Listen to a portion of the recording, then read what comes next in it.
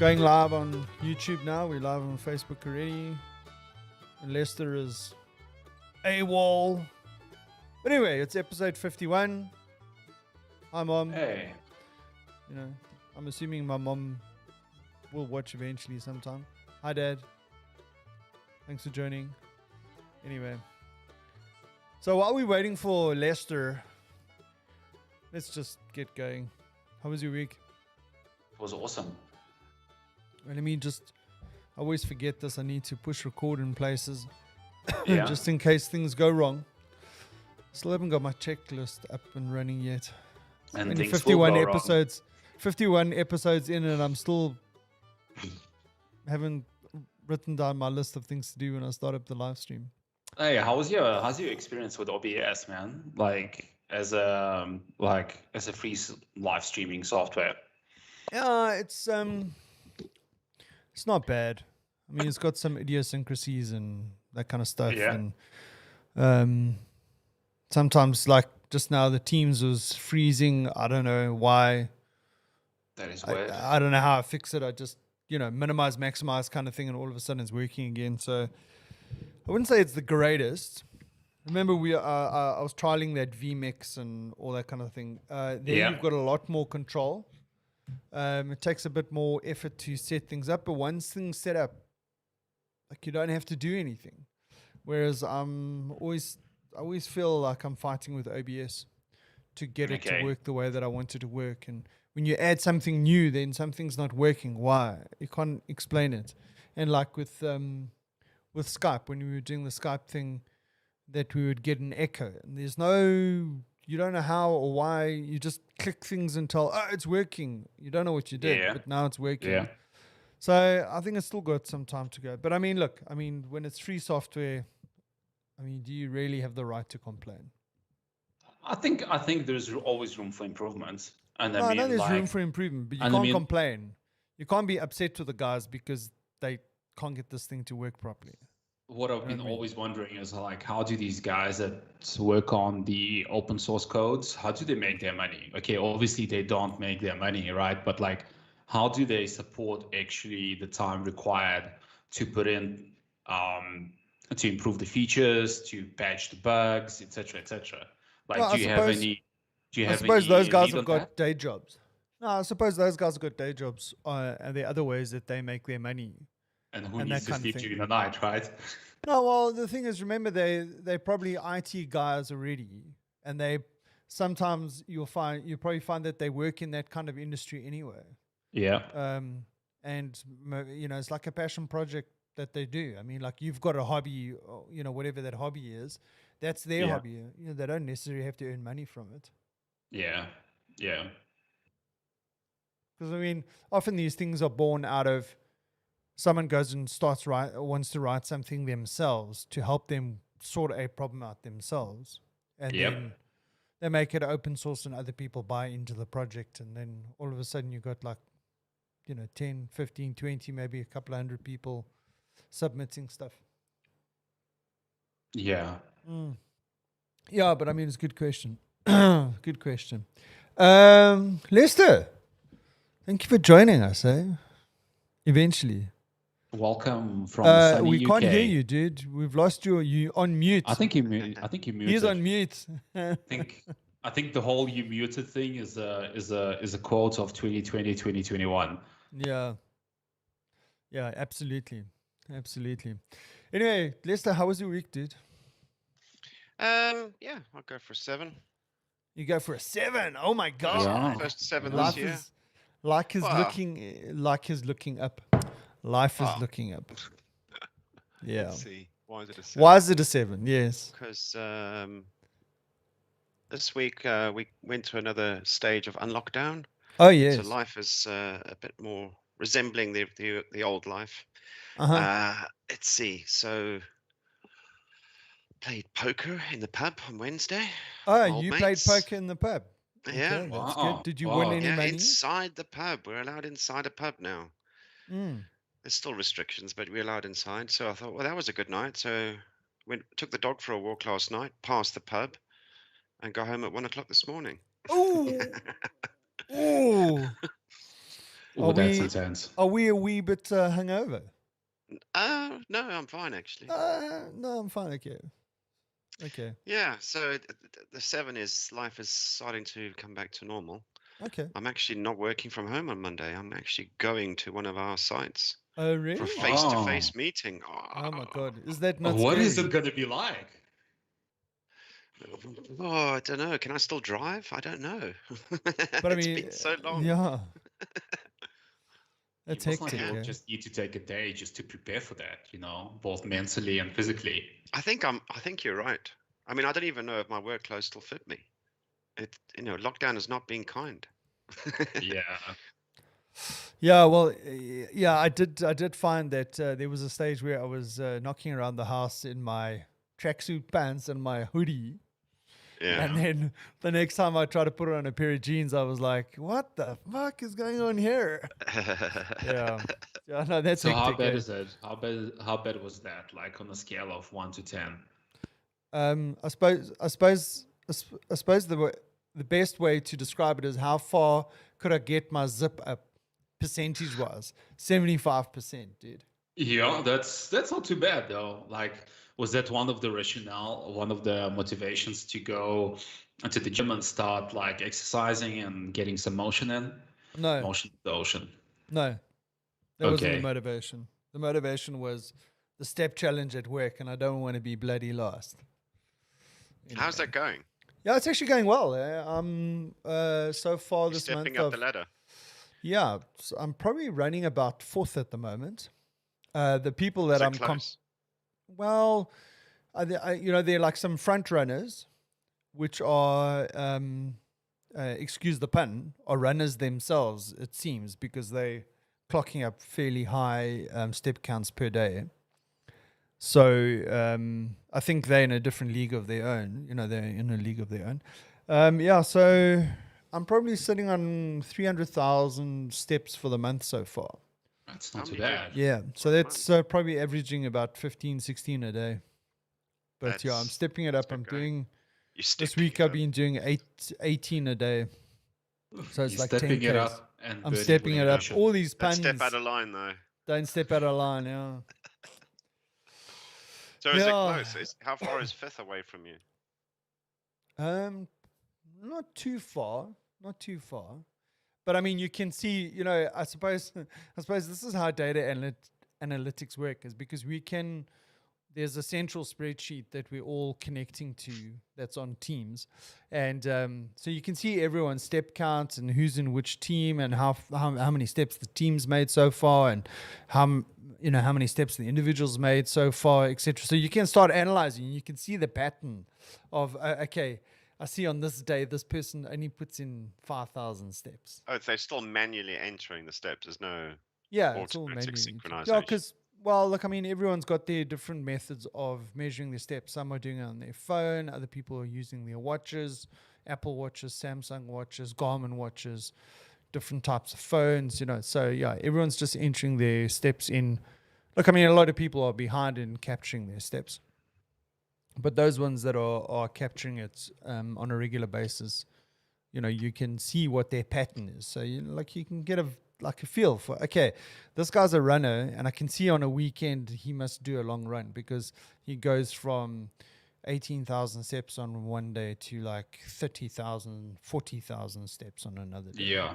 So the guy's running like a half marathon, like 42 Ks. But hang or on, something. 18,000 steps is still a lot. If you're working from home, Yeah. you must be just walking during meetings. No, what I do is I go to the gym twice a day. And I'm on the Oh, treadmill.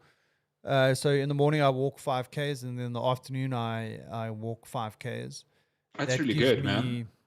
Yeah, so I'm spending about 2 hours in the gym a day, and That's then solid. yeah, I'm pretty surprised myself that I've been able to keep it up, and then yeah, so that'll probably give me about 12, maybe 13,000 steps, 14,000 steps, and then the other 4,000 steps is just doing stuff during the day, getting up in the morning, walking around the house, going to the shops and that kind of stuff that makes up the other Dude, 4,000 but well steps. done. Well done. Like, take my hat off to you for like keeping that up and just Yeah, getting it thanks very going, much. man. It would help if the scale and the steps there was a direct relation between those two.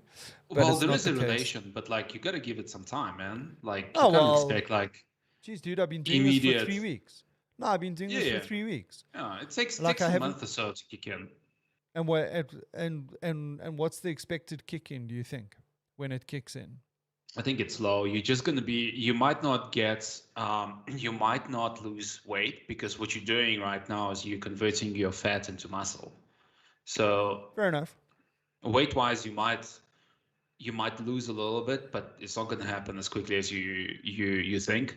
Like if you're starting to lead active lifestyle and you're starting to build muscle, especially if you walk a lot and you're basically just converting your fats into muscle. Sure. And Sure. muscle weighs more than fat, so. So then I should be increasing in weight. Is that what you're saying? Not Well, I think necessary. if it's hovering around the same place, I think you're doing it right. Yeah. Yeah.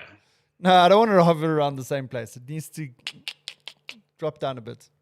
I'm a So little bit- what's your goal? Are you going to carry on with this pasta steps challenge? Like, is the grander scheme like climbing Kilimanjaro or No, like no, no. wrestling No. wrestling with the Great White, or Gonna like bench press his bike. Yeah, bench press. I just want to be able to bench press my own bloody weight. Forget my bike, dude. I want to do one push-up without cursing. Yeah. Yeah. So what's the ultimate goal? A healthy, balanced lifestyle, I suppose. that's really That's- good, I man. suppose I'm not like saying I just want it to be like become like a habit that I'm going Yeah. to gym without even thinking about it and just doing some exercise and what I might after the step challenge pivot a little bit and go from doing 10Ks a day to 5Ks a day and then start doing other stuff like maybe some sort of like circuit training or weight training or something like that. Okay, cool, man. But that's yeah. pretty inspirational. I mean, well done. I mean, Okay. yeah, we should all be doing more steps. And we should all stepping up to the challenge and burning with your ambition. You and your bloody burning ambition. You must work for a company that has a burning ambition. Slogan, yeah. Yeah. I wonder which one. Yeah, we can. I'm sure you can Google it. I'm sure you'll come back with more than one. Yeah. So okay, here's a thing for you. So we've got another copyright violation or claim the last week. What did we violate? Like, did you violate? So remember, I played the video of the cash and transit thingy mob that went down. Goodness. No, but this gets interesting. This just makes you understand how, in a sly way, some people are making money. Okay, so I get this copyright claim come through on the email, and I go check it out, and it says, "Oh, okay, in this video you use some copyrighted material." So I said, "Oh, okay." So now I can go and see who the copyright belongs to. Okay, so Yeah. bear in mind that the video that I showed, theoretically, the copyright owner is the company, the CIT company, right? Yeah. So when I go and see who owns it, I was like half expecting it was going to be some like news agency or something in South Africa, right? But it wasn't. It was a newspaper in Vietnam. Yes. Right. That is really interesting, dude. Okay. And the deal was there is that if our channel or our videos were monetized, the money would go to them as the copyright holder. So what that means is those guys have taken, there must be somebody that's looking at all these videos and thinking, okay, this is going to be like a viral video. Okay. Yeah. And people are going to repost it and whatever. So they then create a thing with YouTube and say, claim that they've got the copyright on that video. Yeah. Right? And people might not know that.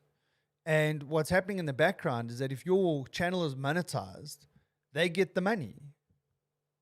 their ad revenue money. Yeah. For that segment or for your video. Individuals on the net. But did you lodge the dispute? Yeah, I lodged the disputes, and I said those are not the copyright holders. And then I said it's also it's a video that's in the public domain, so they shouldn't have a claim on it anyway. And I just said, So basically what it is, it says here, so I had a quick look at this on YouTube, and it says, how does there's this thing that's called a content ID that gets created for that content. Yeah. And basically how it works is it says the copyright owners can use a system called Content ID to easily identify and manage their content on YouTube. Videos uploaded to YouTube are then scanned against the database of files that have been submitted to us by the content owners. The copyright owners get to decide what happens when the content in the video on YouTube matches a work they own. And I mean, remember, they should have created the video, not the video is being created by someone else and somehow, whatever. Yeah, but if they bought the rights to it, then they own it, regardless of the origins. Well, do you think the Vietnamese newspaper contacted the CIT company and said, "Hey, listen, can we copyright this material on your behalf?" But I think it's like most things. If you haven't got a patent for it, somebody can copy you and patent themselves, and they own the patent. Sure. They may not in the intelligence behind it. Exactly. And I'm sure there are people out there that do that, like domain names. People just go and buy domain names, ding, ding, ding, ding, ding. And then one day, I want weekendcraic.com. And some other guy saw it and said, okay, you know what, I'm going to go create a Weekend Craic. And then one day, the Bearded Fen is going to come knocking on my door and say, I want that domain. And I'm going to say to him, you can have it for $100. Right. I mean, there are people out there that do that to make money, I suppose. But I'm just saying, sorry, I forgot to take my medication this morning. Anyway, so what I'm saying is that it's just somewhere in the background, people don't realize that there are other people that are going out and claiming their content. I think it's a wild west, making money from it. I think it's a wild west at the moment in terms of like, remember the previous video, Al Jazeera had a copyright to it, and it wasn't even the Al Jazeera video.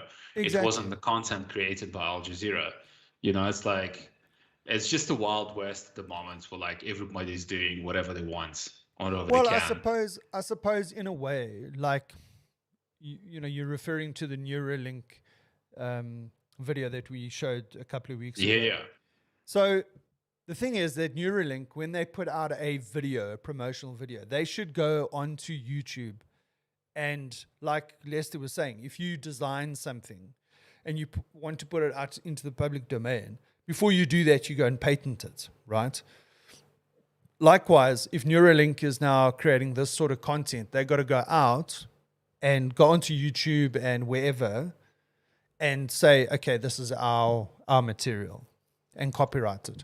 Or even flag it as common use or public, they can put it out there, right? And they can say, listen, people can use this. It's not a problem. It's there for common use. Please, by all means, advertise Neuralink for us. Not a problem. Concepts of freeware. Yeah.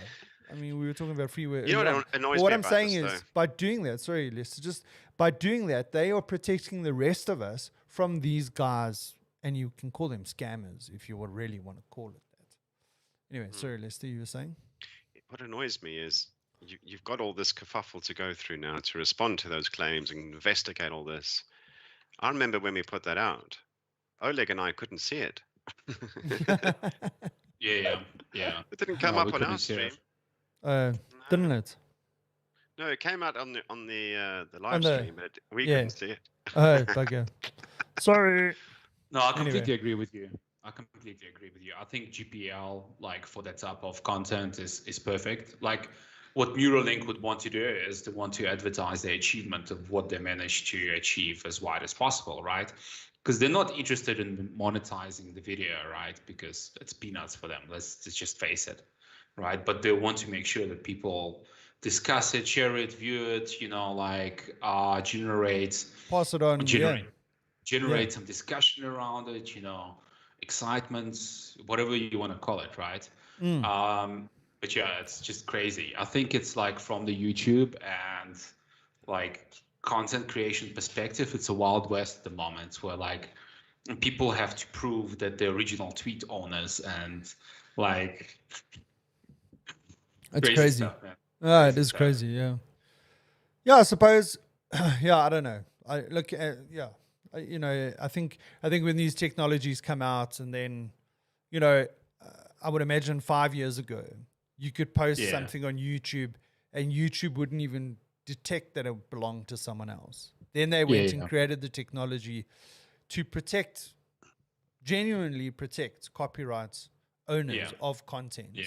And they've created, now what happens, they create a new situation where like now other people can claim content and so on. So those people that are generating that content now need to know that they need to go and register their content, even if they don't want to monetize it, to protect people. Well, I don't know. Anyway, so that's what happened during the week. That's really interesting. Thanks for sharing that. Yeah. So, and I mean, last Should we try it again? What else have we got to play? Yeah. I was thinking, should we be copywriting our material? Each episode that we generate. You should. For real, you should, because before you know it, your copyrights will be owned by some Vietnamese company. Well, all exactly. 51 episodes, Exactly. All 51, and then you go and prove that it wasn't. Yeah. So, I mean, just talking about that, Lester mentioned patents. The other thing is trademarks, right? Yeah. So I once was listening to a podcast where a guy was talking about, is it necessary to trademark your brand or whatever?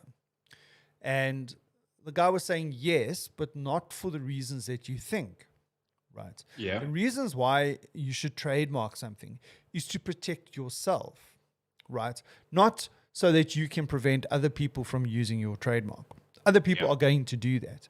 What you are preventing is someone else going and taking the trademark and taking you to court. Yeah. Right. So that's a different way of looking at it. Why do I trademark this? Well, I just do it to protect myself. So if I create a brand, let's say Nerve Apparel as an example, or Weekend Craic, right? And let's say we've done 500 episodes of the Weekend Craic, right? And let's say it's monetized and we're earning some money from it on YouTube and whatever. Like, we've had a Joe Rogan moment, right? And someone else goes and trademarks Weekend Craic. Yeah. And then they go to the lawyers and say, hey, those guys are using my trademark. And what do? They come and they take all the revenue that we've generated through the Weekend Craic. They have legal right to that. Yeah. You know what I was just thinking? Just trying to like switching the topic, but maybe maybe 500 years from now, when the civilization completely changes to Weekend Craic, is going to be like the chronicle of the 20th century. It's like it's like the only living record of what transpired during that time. Yes, was the Weekend Craic. We'd be so lucky. I mean, could you imagine?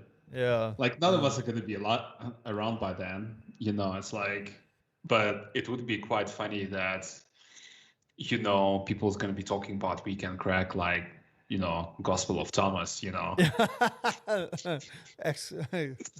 Good thing there wasn't, because there was no Gospel of Thomas, so we'll fill that. Yeah, no, that's the reason why I'm saying it. It's like just to avoid your copyright issues and trademark. Yes. Just in case, the Gospel of John is owned by someone else. Yeah.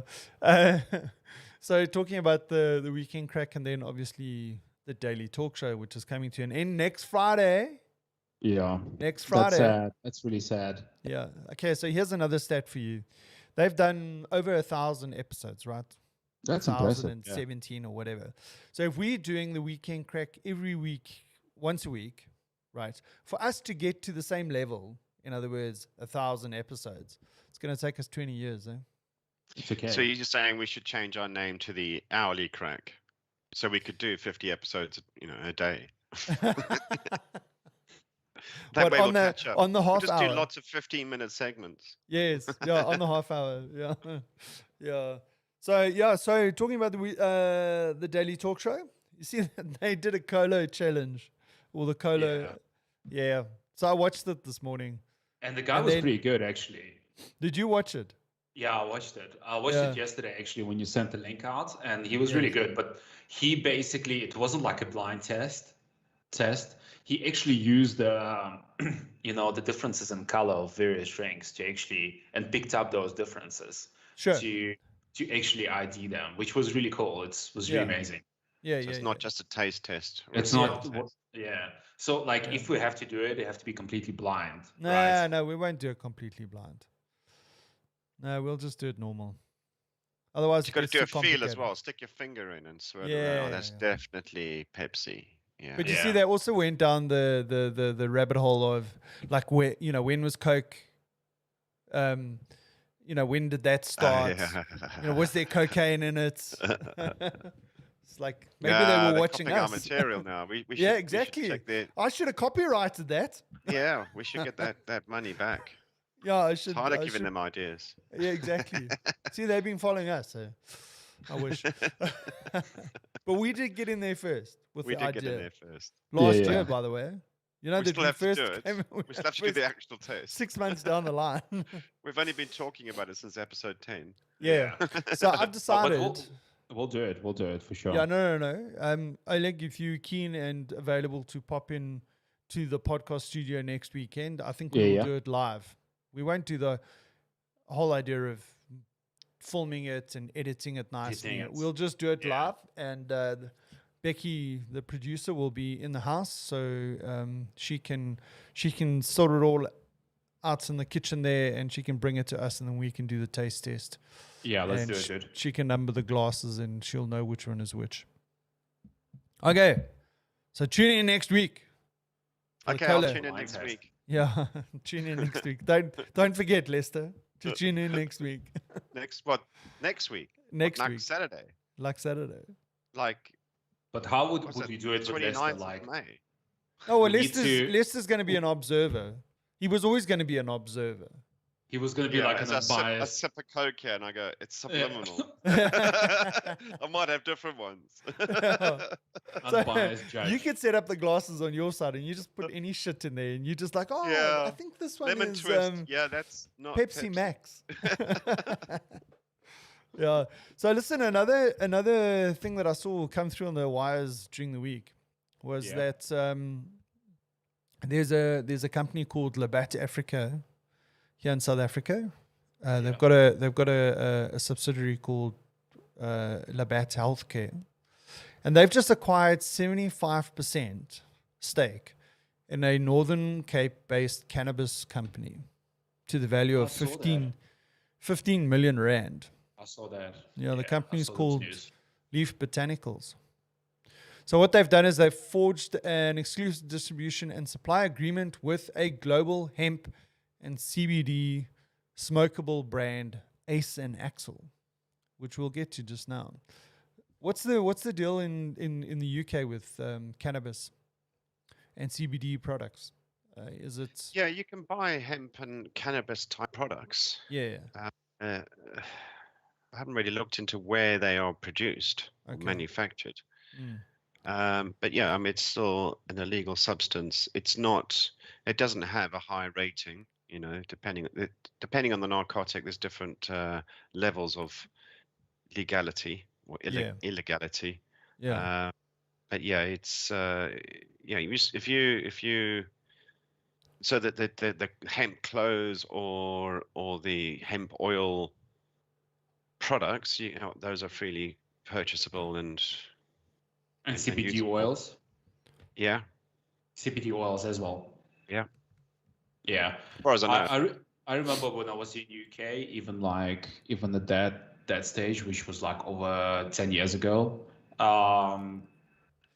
like most of the law enforcement, like whenever people were smoking weed, and there was bobbies in the vicinity. The guys just closed their eyes and just they've got bigger problems to solve. I mean, they are expected to disperse and stop whatever smoking's going on, but it's not illegal. It's not illegal to have it in your possession. Yeah, And if as you long use as it it's for your own like a personal reasonable use amount. at home, that's not the issue. But if you start selling it, that's when it becomes a criminal issue. Yeah. You're not allowed to grow it for the purpose of distribution as a narcotic. You can grow it under permit for other products, but then it gets a bit dicey, because how do you? I don't know of any companies who might have the permit. I haven't really looked into it, but So theoretically, permitting for other things is permissible. I can give you an interesting case, right? So in my previous neighborhood, there was an old guy in his late 60s, who was suffering from chronic pain, and he was obviously taking CBD products. He was smoking CBD. Well, he was smoking cannabis, right? To alleviate that pain, and he had quite a lot of cannabis, I would say.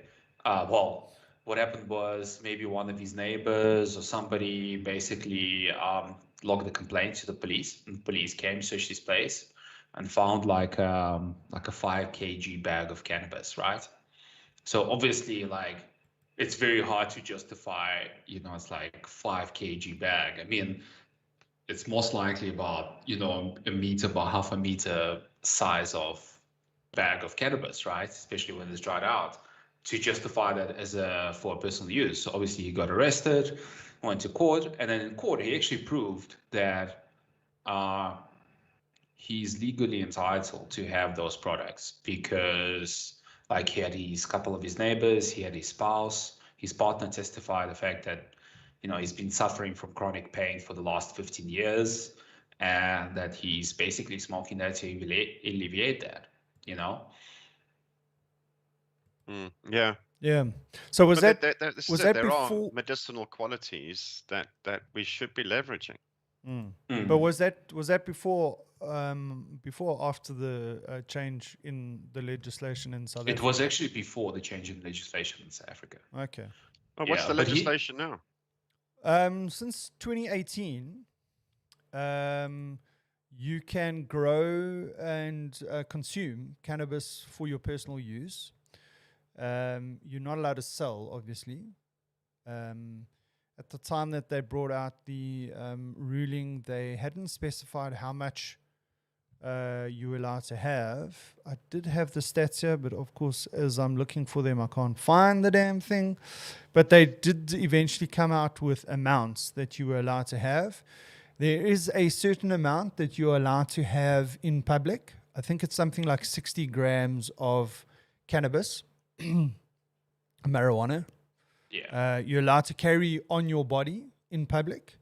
You're not allowed to consume it in public, though. I think it was 600. I think it was 600 grams. You're allowed to have 600 grams of cannabis on your property for a 2-adult household, something like that. Yeah. So the kids get nothing. Okay. The kids get nothing. Well, you have to be above 18, eh? Yeah. Depending how old your kids are, and your dog gets nothing as well. Yeah, your dog gets nothing. Yeah. It's discrimination. Let's start a revolt. Yeah, so fair. Okay, here it is. So there's several licenses in South Africa that you can get now, right? And obviously the first license, so we can talk about it, is the personal cannabis license. So you don't need to license to grow or use your own cannabis, as it has been decriminalized for a private adult now since 2018. Any form of trade in the plant, however, remains strictly illegal. Mm-hmm. Right? The bill this is the cannabis bill, does recommend that the possession of up to 600 grams of dried cannabis per person, or a maximum, here it is, I got it wrong. So 600 grams per person, or a maximum of 1.2 grams per household with 2 or more adults living in it. So that's 1.2 kilograms of cannabis that you're allowed to have, right? So Yeah. public possession is pegged to a maximum of 60 grams of dried cannabis, but public consumption still remains illegal. Police, however, have been known to still continue to arrest people in small groups. But anyway, that's probably just because, they're not 100% sure what's happening. And then you get a CBD license. So CBD products generally do not need a license to sell, so long as the daily dosage is below 20 milligrams. So all of a sudden, there's been a lot of sort of products that have been created or been, produced and whatever, and available, openly in shops, at markets, wherever, as long as they have less than 20 milligrams of CBD in them. Then I think even Discount actually has some CBD oils. Yeah, like, sure. Which is a pharmacy like chain, right? Yeah. So like there are lots of drinks that are infused with CBD. There's some alcoholic beverages. I mean, there was that cannabis beer that we used to have at Calexico. Remember? And then the even dog biscuits that have CBD in it. And then does it have like a calming effect on pets? I must try it before like the next fireworks show. Like just experiment on my You do an experiment. Yeah. So they say importing CBD is a little bit difficult at the moment because SARS doesn't have a process to manage it. But obviously locally produced CBD products, they say, are booming. Then you get a medical cannabis license, which is how to get a medical. Okay. So there are probably about 4 companies that I think that have registered. And the thing is that what they have to do to get that license is a whole spiel. It probably costs you, they say, I was reading it, to set up a commercial cannabis business. It's probably going to cost you about 5 million rand. Right? Yeah. So what you have to have is you have to have a contract, because you can only export it. You're not allowed to sell to anyone locally in South Africa. Yeah. So what you have to have is you have to have a contract with an overseas company beforehand. Okay, so you have to have that. Then you have to have the facility already for them to come and inspect. And then there are a whole long list of things that you need to, criteria that you need to meet. And that's how you would get a commercial license, and that would be for medical cannabis. Yeah, and then interesting. And then there's a little bit of a loophole. Right, which is the Cannabis Club license. Okay, so this is some industrious companies and non-profits are using a loophole to trade by self-regulating. Private cannabis clubs and growers are establishing as formal businesses and voluntarily pay all applicable taxes and all that kind of stuff. So in other words, what they're doing is they're self-regulating. Even though there's no regulation around them, they are like being proactive about it. So these private clubs and franchises are targeted towards recreational users, and it's pretty much the sort of coffee shop vibe that they're doing there. And then the typical products that they sell is obviously the herb itself, concentrates, cannabis oils, and then also edibles, the gummies kind of thing. Yeah. So that's the state of the nation at the moment. That is interesting. So, like, can I ask you something? Do you know if there's any, if there are any like coffee shops? Yeah. Yeah. Serious? I've never heard or never knew that. There are. Yeah. And would this be like in like a Parkhurst type area where you have like a really upmarket hippie type of crowd, or would it be like I don't know, in town, or like there was someone gave me the address of one of them, and I think it was in Rosebank. Okay, I haven't checked. So like I haven't checked recently, hipster but I mean, upmarket I'm going about 2 years ago. Yeah. About 2 years ago, someone gave me the address of one of these places. So it's like a hipster upmarket place. Yeah, hipster. Okay. I would imagine it was like a coffee shop, but you could buy weed there. Yeah. Okay. Sounds like Amsterdam. Yeah. So just going back to just like I'm totally for decriminalizing light consumption of cannabis products, because it's like I think there's a lot more benefits in terms of raising taxes and bringing that industry, because let's just face it, in South Africa, it is an industry. Out of like a black or gray market type of scenario into like taxable market that could basically generate revenue that you can pump into like medical industry or whatever, you know? Yes. Yeah. Yeah, I think, no, definitely. I do think it's an untapped market.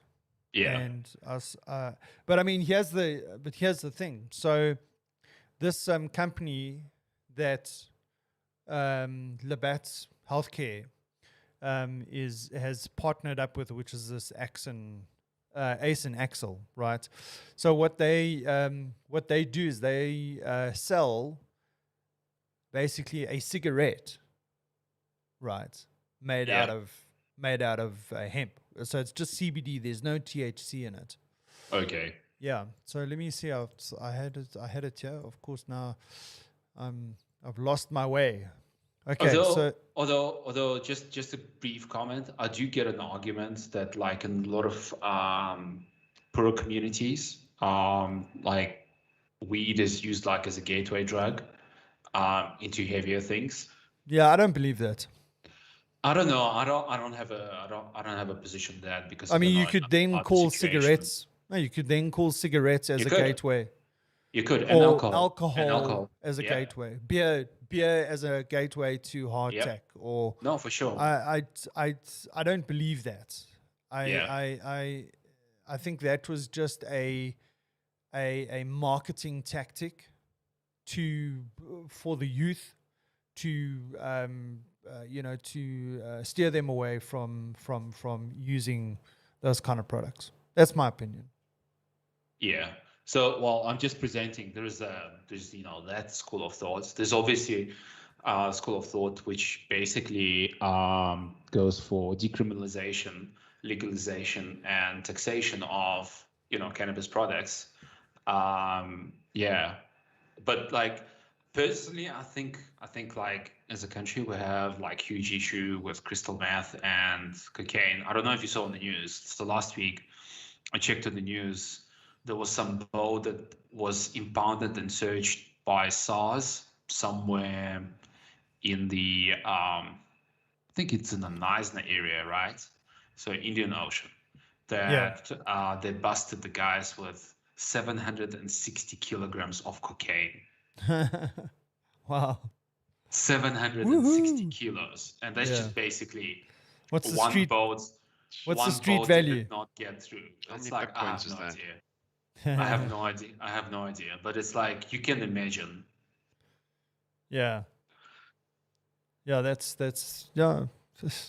But I mean, the SARS did a raid. Yeah. On a boat, eh? On the boat. On a boat, yeah. Because remember, Lester, there at that place that we had the Prego rolls? Remember the ships would come in there at Durban, and then the helicopter would fly out to the ship before it came in the bay, and then they do. So, yeah, SARS always do sort of like imports and all that kind of stuff, customs, when they arrive. Okay. All right. Yeah. Just going back to that company, which is Ace and Axel. Yep. So basically, what they've done is this Labatt Healthcare has forged this distribution deal with Ace and Axel. So what they do is a premium grade hemp product designed for trendsetters. Can you check the marketing here? Trendsetters, pack leaders, and modern day mavericks who enjoy the gratifying taste and enjoyment of quality hemp pre-roll. They call it a pre-roll. Okay. Wow. So basically, it's a cigarette made from 100% pure American hemp. They're going to have to modify that because it's going to be coming from 100% pure African hemp. Ace and Axel delivers a rich, full-flavored smoke experience infused with healing wonders of natural CBD. The tagline being, smooth and superior smoke for the health-conscious twist. Wow, this is like doctors in the 50s advertising menthol cigarettes. Yeah, exactly. That's marketing on steroids. That's like, well, they've certainly tried their product. It seems to be good. Yeah, yeah, that was written after smoking one of their products. Yeah. So yeah, you must go have a look at their website, because there they've got the biker guy on his motorcycle with his helmet, so you can see who they're aiming at. Hipster crowd. The hipster crowd, yeah. Yeah. Yeah. Although you don't want to be smoking and riding, No. Well, Hipster, yeah. they're called Vespa Gang, right? The Vespa, yeah, the Vespa bang. Desperados. Yeah, Vesperados, that's it, yes. Yeah, so anyway, so that's the deal there. Pre-roll. And apparently, because of this deal, these pre-roll cigarettes or smokables, they call them smokables, will be coming. Yeah, there's all this new terminology. Yeah, they will be coming to South Africa. Yeah. Yeah. That's So, amazing. so That's Oleg, amazing. here's a question for you. Yeah. As an ex-smoker, Yeah. I mean, would you pivot from nicotine cigarettes to CBD cigarettes? No, most likely not. I'd like to basically, I went back to smoking, so I would like to quit smoking again. And I would consider trying like CBD oils if I have an anxiety problem or develop an anxiety issue, as like a natural alternative to, going on very light antidepressants. I think, I would want to stay away from as much of the chemical route as possible if I had an anxiety problem. I don't, right? So, but I know that a lot of people do. A lot of people do struggle with anxiety issues and like different mental health challenges. So that might just open up another avenue for them to actually to deal and lead a more, healthier lifestyle. I thought it was a yes/no question, but that's a Yeah. good answer. Yeah, but that's a good answer. Yeah. Yeah. So look, I mean, I suppose before one ever goes the chemical route, when it comes to managing anxiety, you want to try and find natural ways of doing that, whether that's between exercise and meditation or yoga or whatever it is. Yeah. No, I was just wondering if you would pivot from nicotine to CBD. No, I think overall smoking is bad. I think there's other ways of getting those getting cannabinoids, right? Yeah. Or smokables into your system. What, like gummies? Like gummies or like gummies, yeah. CBD oils, etc., etc. I like gummies. I like jelly sweets. Yeah. So but you have a sweet tooth, right? You have a sweet tooth, so that's not really. Well, I don't know. I'm not. I wouldn't say I've got a sweet tooth. I enjoy gummy related chewing sensation. Yeah. Well, I like wine gums and. You like seating. Hey. You like seating. Yes. You either live to eat or eat to live, dude. Yeah. No, I'm with you on one that side, you're either side of the coin there. Dude. Okay, we're getting into other topics because the wine gum thing, right? There's various companies that make wine gums around the world. Oh no, where are we going? Which is the best wine gum to have? Well, this is a contentious issue that we're stumbling across here. It's not, and I would say the current only one answer. There's only one answer. General consensus from those aficionado experts when it comes to wine gumming, who've traveled the world and tried the various varieties, is Maynard's, is it? The South African version? Yeah. Maynard's wine gums in South Africa are the best in the world. Oh, really? Yeah. Especially when they're fresh. The problem is when they're not fresh, they do tend to be a bit hard, which is fine. They last longer. So they've got this new, Maynard's has brought out this new thing which is called soft eating gums. So they're like very fruity and... who's their target audience? Babies or old people? Old people. Me with my old teeth. Wine gums is like too heavy going now, Yeah, I've had too much biltong. My jaws are aching. I need something gentle. Exactly, yeah. Yeah, I've taken to sucking my biltong instead of chewing it. No. Like a piece of tobacco in your mouth. Know. I once had was it no think it might have been elephant or something like that biltong. It was tough as anything. Yeah. And Look, it I mean, was, you just suck on it for like weeks. It's this stiff piece of. sif. It doesn't even look like meat anymore because Exactly. It's Gone been stuck in grey. your mouth like a cigar for weeks. Yeah. So I mean, game biltong is generally very hard because it doesn't have a lot of Yeah. fat in it. You see, it's very lean. Yeah. Yeah, I think probably my best venison or wild biltong is blow wildebeest. Probably for me, it tastes the best. Yeah. Blue. I think Impala is Blue, too hard blow. because it's Sorry, really- blow. Blur. Blow. Canoe, right. Yeah. So that's why that's earlier good went like. I didn't even know what that meant. What kind of Lower wildebeest? wildebeest. Yeah, What? wild beast. Blow wild beast. Have you not yeah, as part of getting citizenship, you have to do these sort of things, isn't it? Yeah, I thought. Yeah, well, like in America, like don't you have to do an English test before you get a green card? It's like that in the UK. Yeah. So Alex should have done an Afrikaans test before he got his passport, or his You know, in residency the in UK South now, Africa. if you want citizenship, it firstly costs a fortune. Yes. But there's all sorts of things you've got to do. It used to just be you fill in some forms and you prove you've been here long enough and that you're entitled to it. Now it's all of that. Plus there's an interview. There's you have to do an exam on the history and of the country, and that covers the actual history, the politics, the origins. So actually people do, and there's an English test as well. So the people who are becoming citizens probably know more about this country's history than people from the country. True story. I read True this book. story. True story. And probably you speak better English. Absolutely.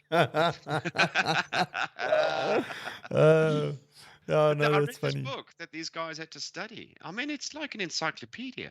Yeah. I mean, it's fascinating. There's all sorts of stuff in there. It covers every little piece of history, from the Yeah. sports, the culture, the arts, the wars, the difference between the clans and the old abbeys, and it covers everything.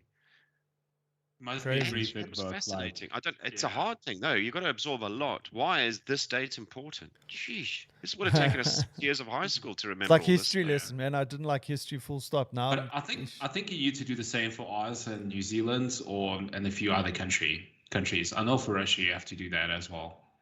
yeah. Well, just as So well, like, Australia doesn't I have think- much of a history. I mean, it's Like- not that. which one? Australia? Yeah. Yeah, that's true. That's Okay, first they were convicts. Yeah. Anyway. True. Let's not do the whole Australian jokes thing. Yeah. Well, the best. Well, yeah. Anyway, I won't go there. Oh, hello. I eventually found it in the supermarket. What? You've Right. been looking on the wrong Marmite. shelf all along. No. Bullshit, dude. I've been I was still. since we spoke about this. I've been looking for Marmite in my local Checkers store that I go to. So you've been Mhm. running the gauntlet with the Packers just for Yes, that. yes, that is correct. That's commitment. And- I think Marmite Unifood should reach out to you and say, "Well done Yeah. for your effort. Here you go, a Cool. lifetime Thank you very much. supply." Thank Now you stay for out your of my shop. service. Yeah, thank you for your service. No, but the thing was that it wasn't a case that they were out of stock. In other words, that you'd get to the aisle and there would be an open space where the Marmite should be, and with the price, and there Yeah. was just nothing. It wasn't that. There wasn't even a space on the shelf. What? For People are not Marmite. eating Marmite anymore. No, well, There's no because demand. remember there was a shortage because of the beer production being down. Yeah, So, yeah. When I Episode went, 47. Yeah. so like every time I go to the Checkers, I just walk down that aisle, check to see if there's Marmite. There's no Marmite. This week there was, but there were only 2 jars, It's a small jar. I mean, that's never going to and it's the small jar. It's not even the big jar. So anyway, I got some. Yay! So I Yeah, thought I'd careful, just give you an update. Yeah, you've just told the world that you have Marmite. You might have people breaking in. Yeah, I wonder how much it's Where's worth, my baby. money? I don't want your money. Where's the jar? Yeah, Bring it. it's black gold, baby. It's black gold. Seal's broken. That won't fetch much money on eBay now. That's true. It's. I would never sell it. It's worth too much to me.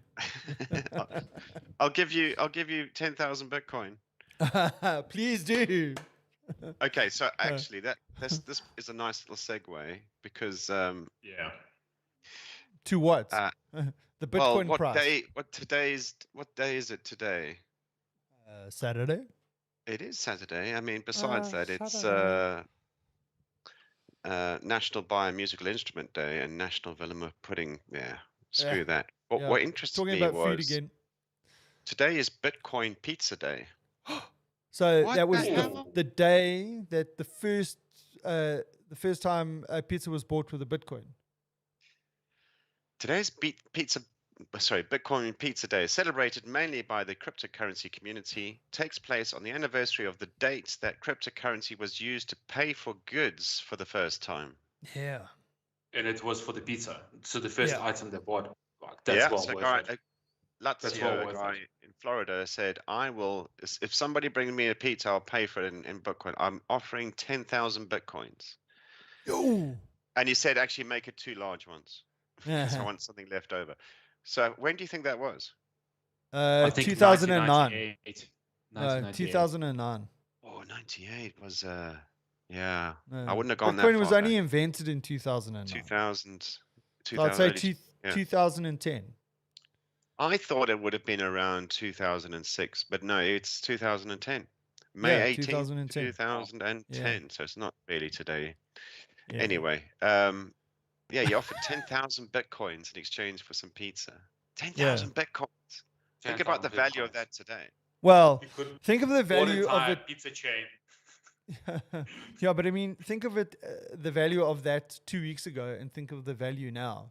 I saw a guy that posted yesterday that he in the last 2 weeks he's lost $8 million. But that's you pay your money, take your chance. No, I know. But I mean, it's just shows you. I mean, it just shows the value. That was what, 11 years ago? Oh, It shows the value because the pizza should have cost like $25. And there was a student that actually did it. He bought 2 Papa John's pizzas and actually delivered it himself. Oh, It took wow. 2 days for the whole transaction to happen from request to settlement. But the value then was $41 for 10,000. So that would be, Right. let me get this right. That would be worth $380 million now. If you'd hung on to Today. that, if that student went, "Oh, this has been a bit of fun, but I'm just going to put it over there. Yeah. Forget about it." Yeah. Wow, 11 years later, it's worth what? $380 million. $380 million. Dollars. The price of Papa John's pizzas back Yep. then. That So is impressive. that is mental. And it He's was, probably forgotten his password anyway, so yeah, it's probably stuck on Lost some hard drive in the $41. landfill. Yeah, no, that's interesting. Yeah. So, I mean, the interesting part is that the Bitcoin price has dropped from 55 to 38. Well, so guys, like what you like as a Bitcoin gurus that you are, right? And heavy duty crypto investors, right? What's your take? Where's it all going? Is it crashing? Well, look, Did I we mean, hit the floor? I've been talking for a while that the bull market is going to come to an end and it's going to become a bear market, and then probably for the next 12 to 18 months. But every day it changes. You know, every day someone's got some new thing, like, and now they're talking about that Ethereum there might be a swap between Bitcoin and Ethereum, because the value in Ethereum is more, like we spoke about this the other day, is the technologies that are being built on top of Ethereum, and that's driving the price in some cases now, because all these projects are starting to come to fruition in the next couple of months, the next 6 months. There will be a whole lot of stuff that is going to be released on Ethereum network. So theoretically, that's going to push the price up, even though it might be a bear market for other cryptocurrencies or whatever. So it depends who you're listening to, depends what time of the day you're listening to them, what day of the week.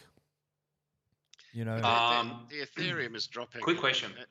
As well as all the others. No, it is. But what they're saying is when these projects come online, it's essentially going to push the price back up again, in spite of the fact that the crypto market is a bit depressed. So that's why they're talking about this potential swap between Bitcoin and Ethereum in terms of being the biggest my views are cryptocurrency. still the same, that I see that we need some consolidation of these currencies to have more Consolidation of what? Yeah, there's too many varieties, so we need to have fewer, and I see some of them merging. Yeah. And I think we've covered off in an episode before where we're thinking this is not just a currency; it's a technology. So we have to see where we go with this technology and how it influences things. It's not just because suddenly someone decides to buy some coin and say, well, you can now buy a car with it. Yeah. Yep. Yeah, it's still very new and exciting. And I think there's always going to be that demand as people watch it. And so we will go through these highs and lows. And I think the rate of growth and dropping will be extreme compared to other things like the stock exchange investments. So this is more exciting. This is more of a gamble. Yeah. So it's going to be interest. It's going to be this. We're going to see a lot more of this. And look, I mean, I suppose the other big discussion around cryptocurrency and blockchain is decentralized finance. Yeah. Right. In the sense that that's where moving money, paying for things, loans, and that kind of stuff is going to change from the traditional banking system into this. So it's disrupting in many cases, it's disrupting the financial banking sector.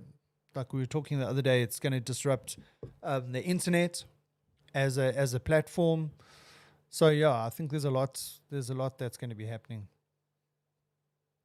Yeah. Right. So, is that it, boys? I've got one last question for you this time of week. Yeah. Yeah.